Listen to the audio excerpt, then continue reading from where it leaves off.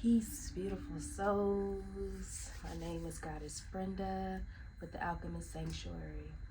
I wanted to come on a day just in reference of the spring equinox, the energy that we're having, the newness that we're having. So let's just go ahead and get started. Go ahead and just take a deep breath in and allow the vibrations to flow through your body.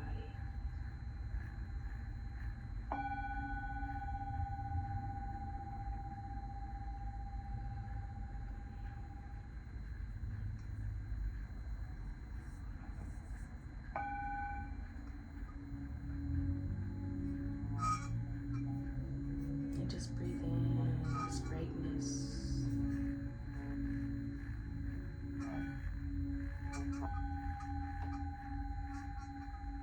And breathe out anything that does not serve you.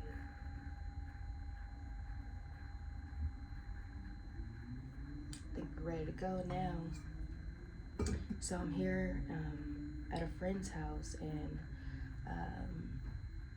there's just little trinkets and just things that just remind me to just like be more authentic with things, share things. And I usually just do all this stuff in private, but it kind of just was like, go live because somebody else needs to hear this message. Multiple people need to hear this message.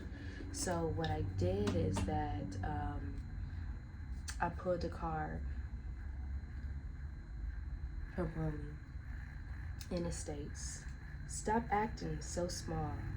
You are the universe in ecstatic motion. Like that right there alone reminded me that the only deck that I traveled with me was my Rumi deck. So I needed to come on here. I needed to my Rumi Oracle deck. And so I wanted to go ahead and just pull some cards with just spring equinox, with just different questions. Of course, this is a collective reading. This is just something that is just general. It's not specific to anything. So as it comes up into the newness, as we watch the greenery flows within our trees, our universe, our flowers start to bloom, our bees start to come out, our groundhogs start to come out. Understand that you need to come out as well. You need to declutter your home, your car, your space, rearrange, move your bed around, move your couch around, your office space. Open up the windows, buy some flowers, buy some plants, buy some candles. You can get exclusive candles from nowonesembodiedworks.com, which is my website. I make all the candles. They're Reiki energy. They're all blessed over. They come with crystals. They're just fun and just beautiful. I'll put the link in the bio.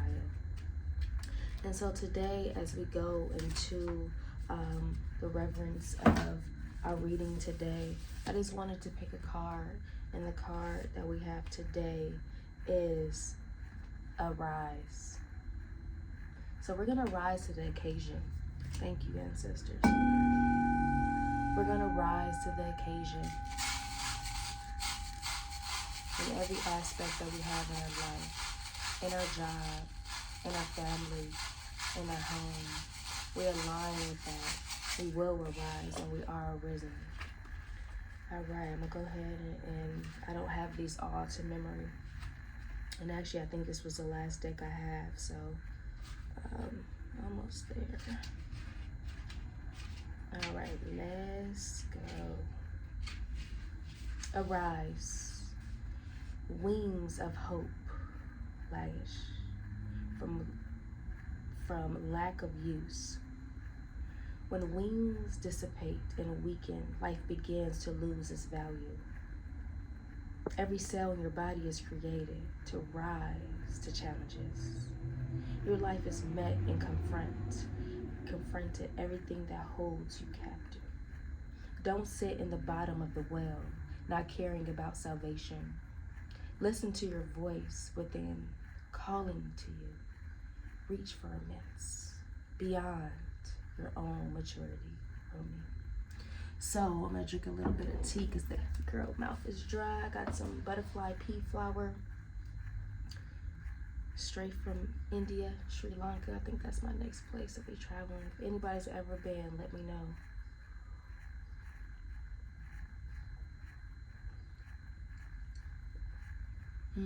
Yummy. Alrighty, let's get back to this. I dance before you in sacred, skeptic, hoping to garner your attention. Look at me. I cry to you, aligning spirit and disponent flesh. Look at me.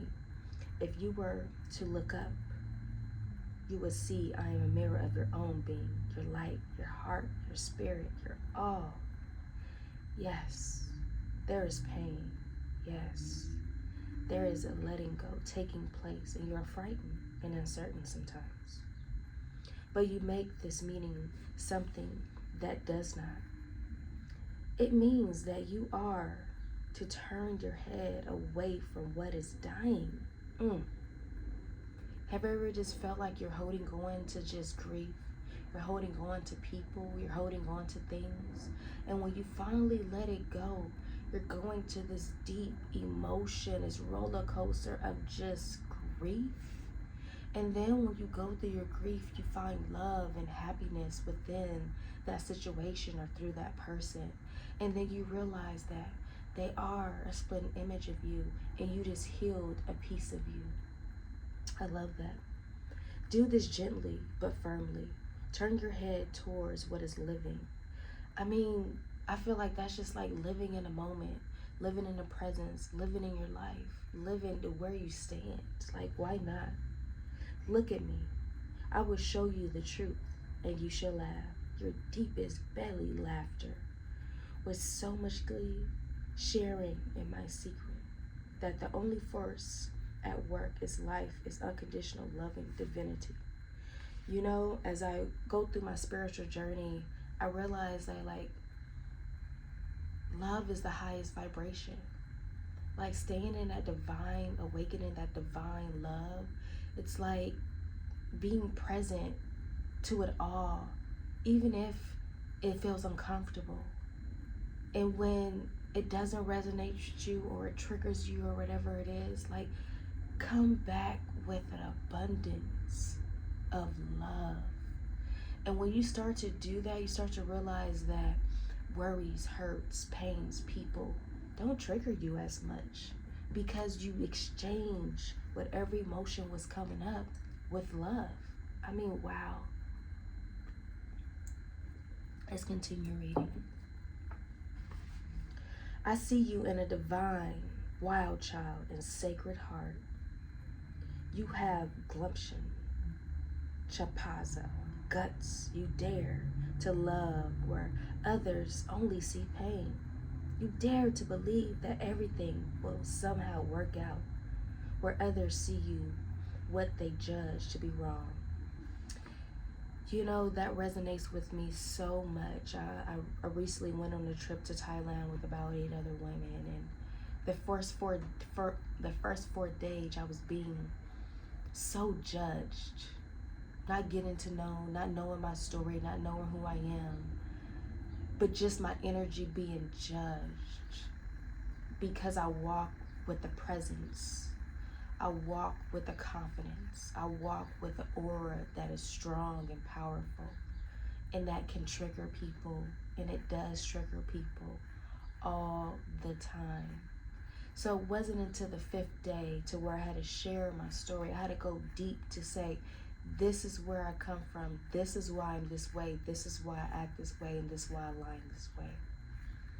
Let me tell you, the energy finally shifted. It snapped.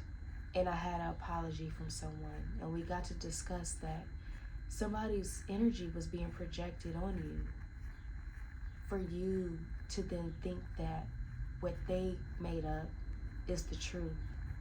And it wasn't. And it wasn't. You know, so when people say birds together, what is it? The birds together flock together?